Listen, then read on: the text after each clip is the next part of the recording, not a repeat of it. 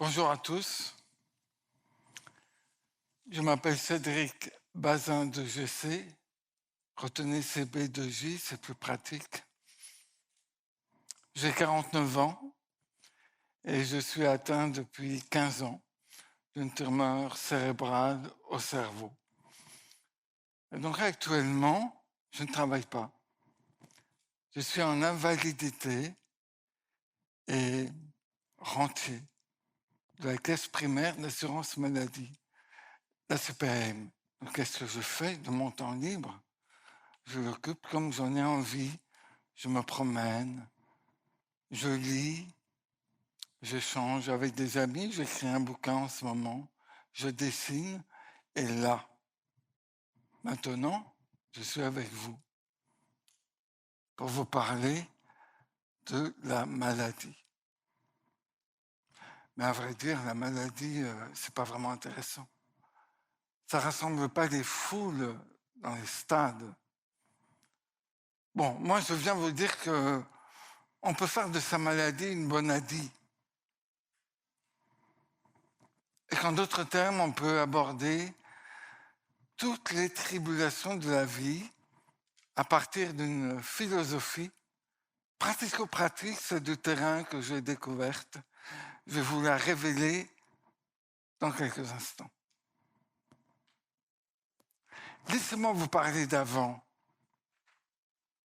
Avant, j'étais joyeux et heureux dans une vie bien installée dans la société, avec des repères qui manqueraient dans la terre. Ces repères, c'était la famille, l'éducation, les études, l'université, les métiers, les expériences heureuses, malheureuses, les échecs, les réussites et beaucoup de choses encore.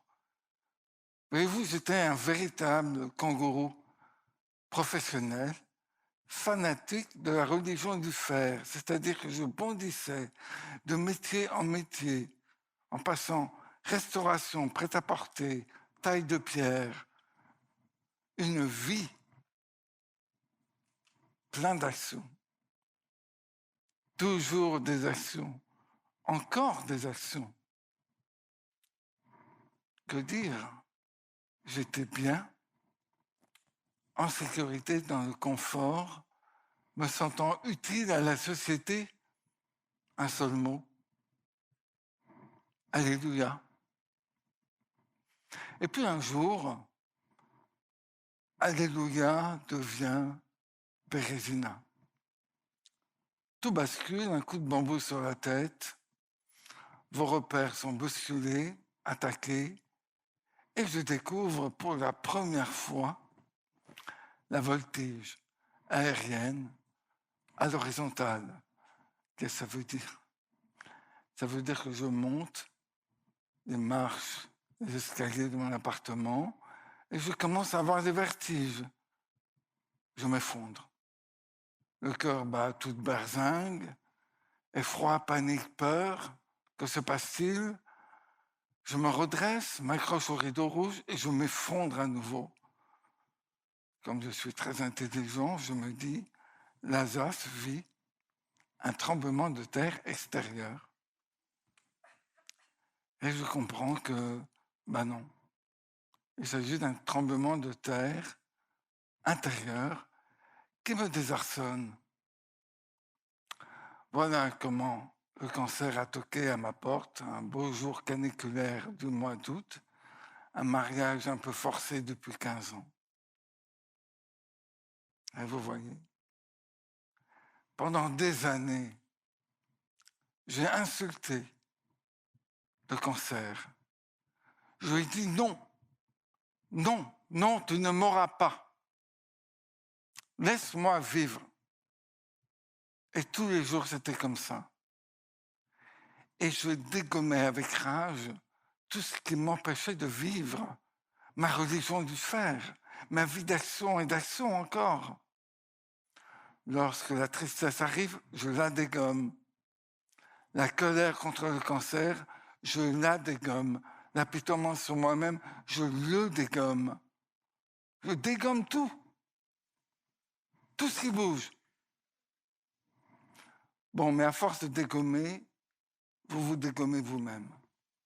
Le corps n'arrive plus à avancer, les repères partent en fumée.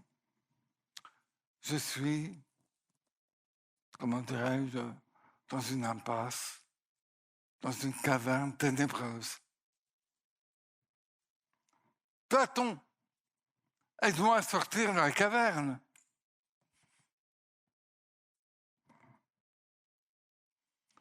Que faire? J'ai des certitudes. Je ne veux pas me tirer une balle et je ne veux pas mourir comme un con. Et à partir de ces superbes certitudes, je me dis, je veux savoir. Je veux connaître l'ennemi, le cancer, l'étudier, le comprendre, le connaître. Et donc j'y vais. Je ne veux pas laisser au médecin la seule liberté des soins. Alors j'investigue, je le décide volontairement. Alors par où je commence? Cédric, par où tu commences? Pose-toi les bonnes questions. Bon alors, j'ai 2 questions qui émergent. La première, cancer, qui es-tu? Alors je plonge dans les ouvrages, j'interroge les cancérologues, les scientifiques, ceux qui me soignent, et j'emmagasine des montagnes de points de vue, d'expertise, de théories, de comment, du pourquoi, mais à la fin, ça m'épuise. Ça m'épuise toutes ces informations. Pas grave. J'en retiens 2 qui me parlent. La première, c'est que les cellules cancéreuses, elles sont dingues. Elles sont égocentrées, anarchistes, elles font ce qu'elles veulent, elles n'ont rien à faire de vous, elles prolifèrent pour survivre. Waouh! Et la deuxième chose que je retiens, c'est que le cancer se développe sur un terrain acide qui fragilise notre système immunitaire. Moi, j'ai bien aimé cette connaissance. Et puis la deuxième question vient. Cancer, de quoi te nourris-tu? Les cellules cancéreuses gloutonnent l'acidité du corps. Alors je me dirige vers une alimentation plus saine. Je découvre la carotte, biodynamique. Elle dynamite mes cellules qui se reminéralisent.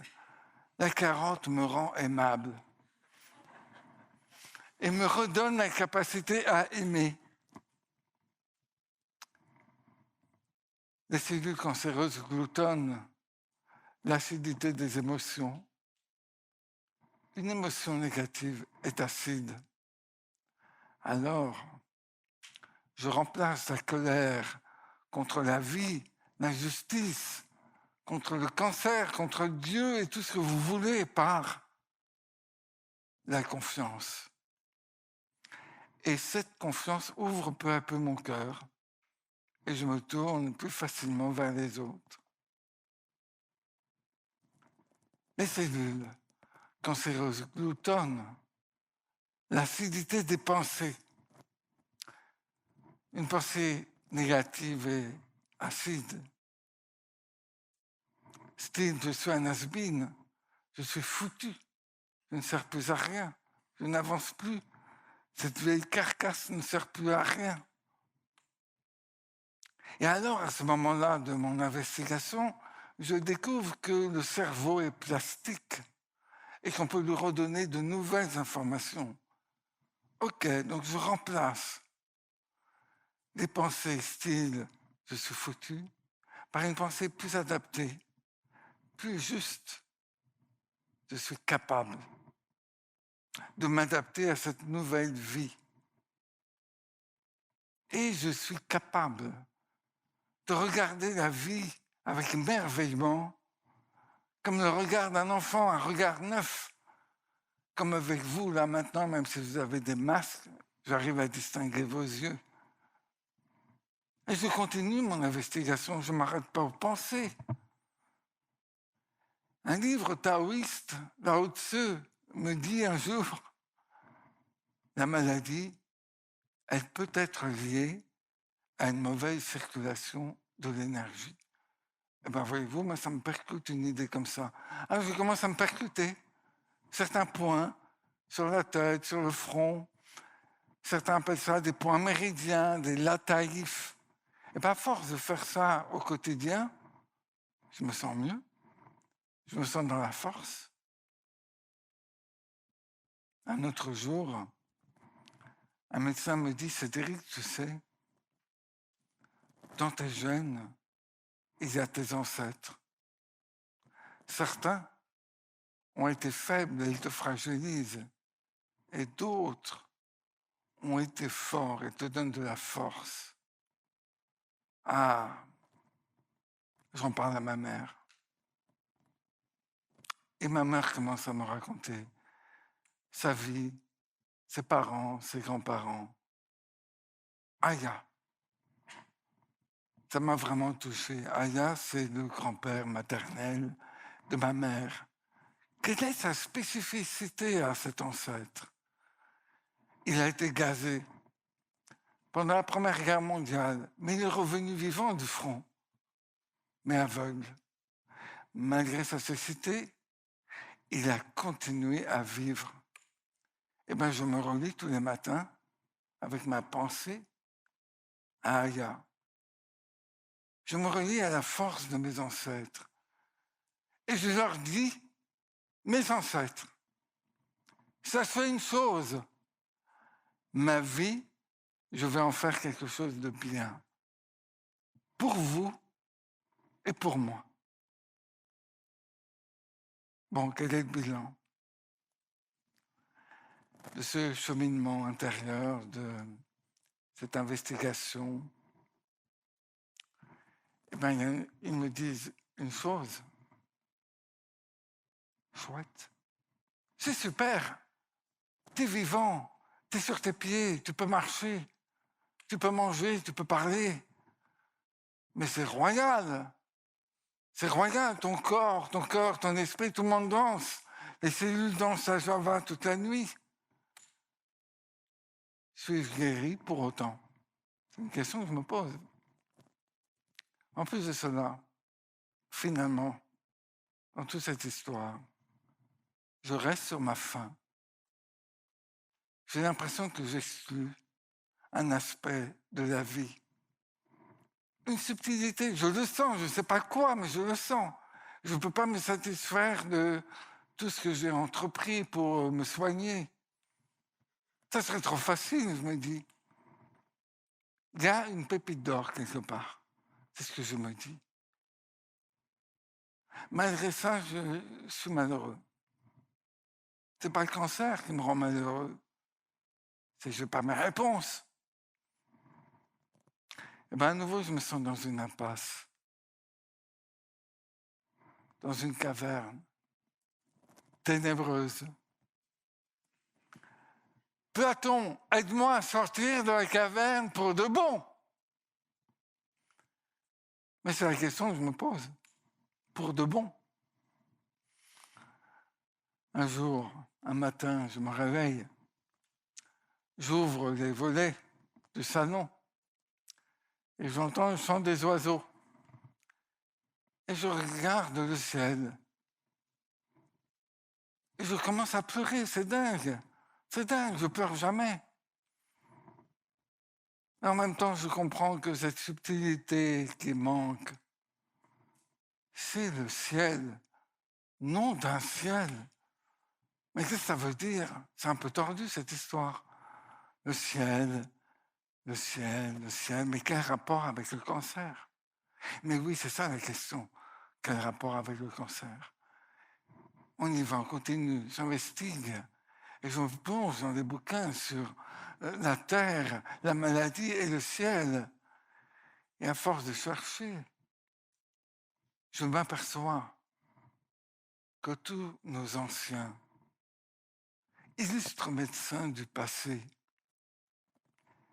comme Hippocrate, Averroès, Paracelse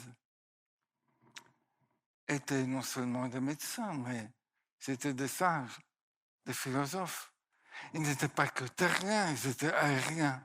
Ils ne s'intéressaient pas qu'à la terre, ils s'intéressaient au ciel. Mais c'est important ça. Alors je fonce voir mon médecin traitant. Le docteur Idriss Laor. Et je lui dis, docteur, existe-t-il des médicaments célestes? Alors il me dit oui et il part. Je dis, mais revenez, dites-moi lesquels, c'est frustrant. Pas grave, je suis persévérant. Et quand on veut quelque chose, tout l'univers conspire à ce qu'on obtienne cette chose. Alors, je vais voir les oiseaux. Et je dis aux oiseaux, allez dire au ciel qu'il m'envoie des remèdes. Et un matin, Hippocrate me réveille. Hippocrate me dit, tu sais, Cédric, le véritable médicament, c'est celui qui te dit, sois comme le soleil, brille pour tous. Et ce n'est que dans le silence de sa lumière que ta guérison peut naître, avec à l'arrivée l'amour. En conclusion, 15 ans de vie commune avec Epandinoma, ça dure. 15 ans où j'ai compris quelque chose, qu'il existe un médicament royal et lumineux, car il permet de relier la terre au ciel. Ce médicament, il ne coûte rien à la sécurité sociale. Il n'a aucun effet secondaire, sauf celui de nous rendre un peu plus amoureux de la vie. Il te dit, sois serein, sois là.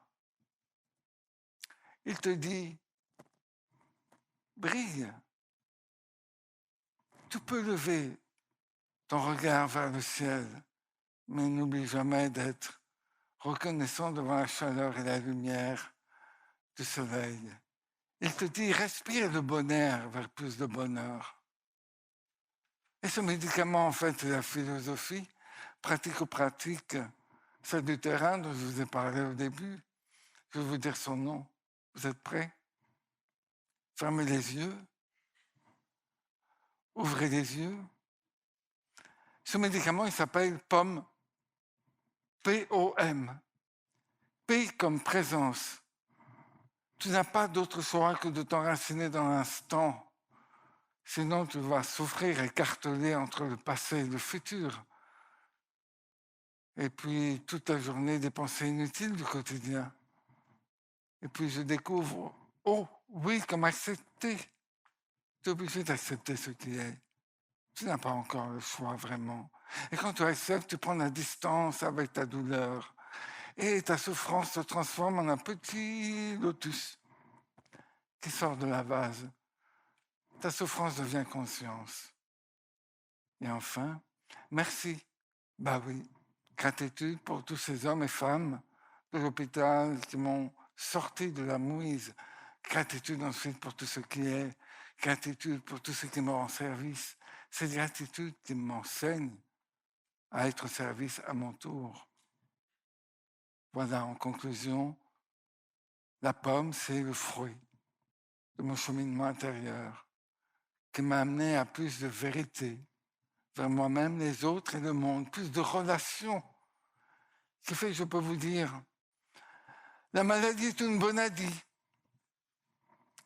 vers le merveilleusement dit qui fait que maintenant je suis un homme, un être de relation, capable d'aider à son tour. Je me nomme, je suis un jardinier de la relation. Platon, merci. Merci à vous pour votre écoute attentive.